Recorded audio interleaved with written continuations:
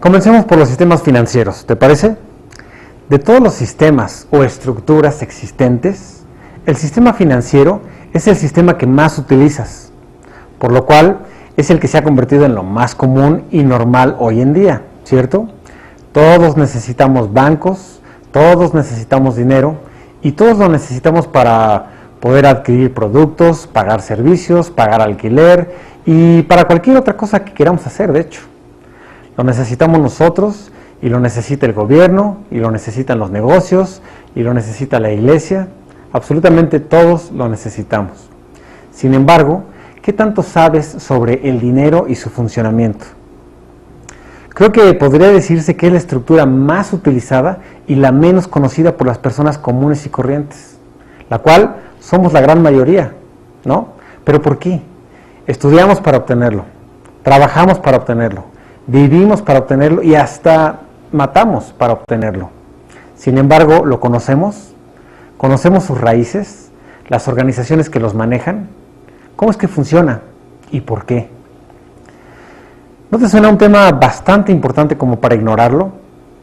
Bueno, déjame te comento que parte de la idea es esa, que no te suene y que no te suene muy sencillo, que no sepas cómo funciona, ya que mientras más ignorancia haya al respecto, más facilidad y libertad para su manejo y su control. ¿De quiénes? De sus visionarios y de sus descendencias. Y no que no tenga cierto grado de dificultad, pero las personas que manejan estos negocios en su raíz han hecho un excelente trabajo haciéndolo ver extremadamente algo complicado a base de gráficas incomprensibles, porcentajes, la bolsa, los mercados, la inflación, números aquí, números allá, flechitas, etc.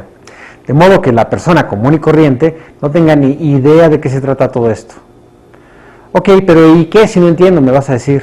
Yo lo que sé es que si pongo mi dinero en el banco, 1, está seguro. 2, me pagan intereses. 3, en cualquier máquina, a cualquier hora, puedo sacarlo. 4, si necesito, puedo usar de mi crédito, el cual puedo pagar en cómodas mensualidades. Así es que, ¿por qué tendría que cuestionarme o importarme lo que ellos hagan? De alguna manera, ellos me están haciendo un gran favor. Es un negocio y se están arriesgando. Así es que algún beneficio tenían que tener y por mí está bien, se lo merecen. Es más, ¿para qué quiero ver este tema? Bueno, pues esa es la idea, que lo veas como algo cómodo, práctico y necesario. Pero ¿por qué? ¿Cuál es el beneficio? ¿Una pequeña cantidad de dinero para ellos nada más? El problema es mayor de lo que crees. Pero vayámonos paso por paso. Primero, un poco de historia sobre el dinero para irnos quitando las telarañas. ¿Te parece? Fíjate, lo primero que existió como intercambio entre las personas fueron servicios para la ventaja y conveniencia mutua, y se le llamó trueque. Se cree que desde el principio de la humanidad se ha llevado a cabo este tipo de transacción. Entre 900 a 6000 a.C. se hacía intercambio entre ganado y cosechas. De alguna manera ese fue el primer tipo de intercambio por algo de valor físico. En 1200 a.C., el primer objeto de tipo monetario se dio en China y algunas de sus comunidades. El primer intercambio con valor de dinero fueron conchas marinas, las cuales representaban un valor establecido. En 1000 a.C., las primeras monedas de metal fueron fabricadas y este suceso también sucedió en China. Estos fueron hechos de metales como cobre y bronce y les hacían un agujero en medio para poder colgárselas como collar. En 500 a.C., las primeras monedas de metales preciosos fueron creadas por Libia, que hoy en día es parte de Turquía, las cuales pusieron impresiones de dioses y emperadores en ellas. Y de ahí Grecia, Persia, Macedonia y luego el Imperio Romano. Estos utilizaron metales como oro, plata, bronce, que tenían mucho más valor. En 118 a.C. hubo dinero hecho de piel y fue en China que se creó también y se le considera como los primeros documentos de tipo nota bancaria. En 800 después de Cristo se da el primer dinero en papel, una vez más creado por China, el cual funcionó durante varios siglos y después fue retirado ya que su sobreproducción contrajo inflación. En 1816 después de Cristo, Inglaterra pone el oro como valor estándar de valor. En Europa ya se venían manejando las notas bancarias, las cuales representaban cierto valor en oro desde hacía algunos siglos, pero nunca se habían estandarizado con el oro. en 1900 después de Cristo, se declara el acto de estandarización del oro, la cual conlleva a la creación del primer banco central. En 1971 después de Cristo, el presidente Nixon de Estados Unidos abandonó el estándar del oro para de ahí y a la fecha lo que hemos vivido, que se le llama moneda flotante. Hoy en día las tarjetas de crédito y el dinero virtual o digital es el mayor tipo de dinero que se maneja. Y bueno, esa es la historia del dinero y su evolución hacia grandes rasgos. Es interesante, ¿no crees? Pero hay una pregunta se crea, ¿es malo el dinero o por qué vamos a hablar sobre él? Definitivamente no. Al contrario, es algo maravilloso. Es un proceso en el cual las personas han encontrado cómo intercambiar servicios y productos. En pocas palabras, cambio de energía.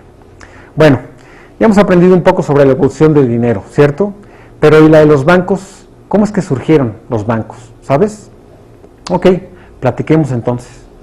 Los bancos comenzaron no siendo instituciones como las que hoy conoces. Al principio eran prestamistas o usureros, los cuales, a partir de que el oro se estandarizó como valor unitario, convencían a la gente de no llevar su oro a casa, ya que este podría ser robado o extraviado. Entonces, el prestamista les ofrecía resguardarlo en una caja de seguridad donde éste estaría seguro. A cambio, el prestamista les daba a la gente pagarés, certificando el depósito que comprobaba que éstas tenían determinada cantidad de oro guardada. Y por supuesto, ocasionalmente hacía falta demostrar que estos tenían el oro depositado, ya que eventualmente la gente llegaba a retirar parte del mismo.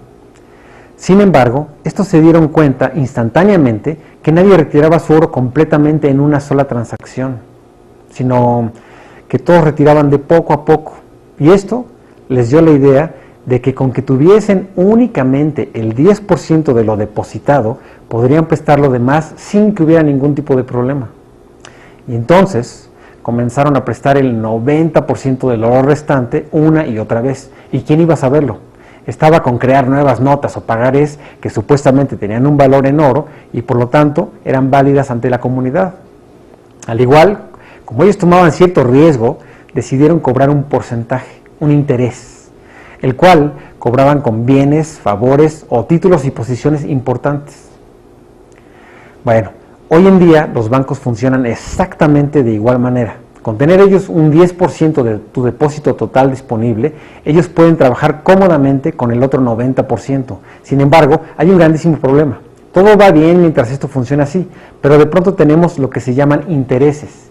Y hoy en día ya no son favores o títulos de posiciones importantes con los que se pagan, al menos no con la gente común y corriente, sino que son intereses que se pagan con dinero. Y eso viene a dar un giro de 180 grados a todo. ¿Por qué? Cuando el Banco Central presta 1 millón de pesos, imprime 1 millón de pesos. Pero ¿y entonces de dónde sale el dinero que se debe de los intereses? ¿Quién imprime ese dinero? ¿Basado en qué está ese dinero? ¿De dónde lo puedes pagar tú si no ha sido jamás depositado ni jamás impreso? ¿Cómo es que terminas pagando con tu casa o bienes materiales siendo que este dinero es ficticio? ¿Qué? ¿Me vas a decir? Ok, comencemos sería al grano, ¿te parece? Pero antes de seguir platicando, aquí te quiero recomendar unas muy buenas películas, para que entiendas más. Una se llama El Concursante, es una película española, muy buena. Y la otra se llama The Money Masters. Y para que vayas entendiendo más de todo esto mejor, ¿ok? Bueno, así es como comenzaron los bancos, como prestamistas o usureros, los cuales tuvieron la visión de lo que hoy es el banco y el manejo del dinero. Y hay que reconocérselos, muy inteligentes estas personas, mucha visión. Ahora, después de mucha evolución del dinero, como ya mencionamos, el oro se estandarizó como la medida del valor en relación al dinero. Sin embargo, para 1971 o tal vez antes, se volvió evidente que no había la cantidad de oro necesaria en el mundo, en comparación con las cifras de dinero que se manejan a nivel mundial. Y se dejó de considerar entonces el oro como estándar de valor. Y entonces, ¿en qué está basado el valor del dinero hoy? En lo que se conoce como la variable PIB o Producto Interno Bruto, la cual se entiende como el valor de todos los bienes y servicios finales producidos dentro de una nación en un año determinado. El PIB, al tipo de cambio de paridad del poder adquisitivo de una nación, es la suma de valor de todos los bienes y servicios producidos en el país valuados a los precios que prevalecen en los Estados Unidos. Esta es la medida que la mayoría de los economistas prefieren emplear cuando estudian el bienestar per cápita y cuando comparan las condiciones de vida o el uso de los recursos en varios países. La medida es difícil de calcular, ya que